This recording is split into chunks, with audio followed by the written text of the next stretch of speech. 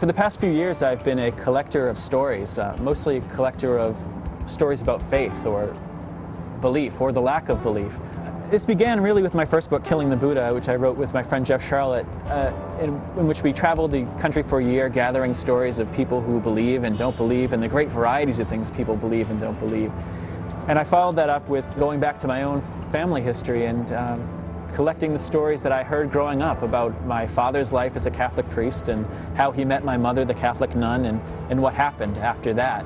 But really, I've been realizing since I wrote this recent book, Songs for the Butcher's Daughter, that this collecting of stories really started for me in the few years right after college when I got a job as a Yiddish book collector. Catholic guy from Boston, I nonetheless got a job with a Jewish cultural organization.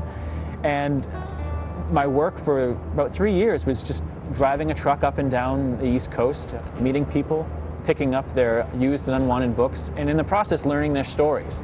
Because of this experience of learning their stories, I wanted to find a way to write about it in a way that would convey not just my own feeling of gratitude for having heard them, but really what they experienced.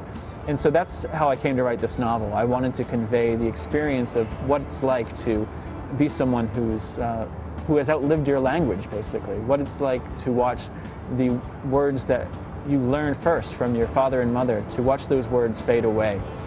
I was ever hopeful that I would learn their trade well enough to leave the garment shop behind.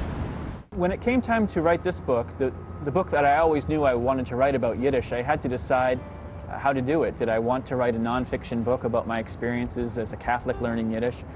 Or did I want to find a way to get inside of the story, to present not just my own interest in the language and the literature and the people who made it, but a way of showing the power of it, what it really meant to me.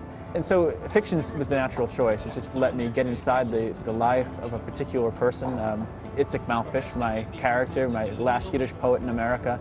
And it let me tell the history of the 20th century as he experienced it through his eyes, and not just my own nonfiction interpretation of the life of an actual living poet. In the beginning, I received no pay for my time among the typesetters, content to watch them transform text into freshly minted lead slugs. To me, it's a heartbreaking story, but it's also one that's hopeful in a way, that we can, as important as language is to us, that we can transcend it somehow. We can find new ways of communicating with each other, even as we lament the loss of the ways we've known.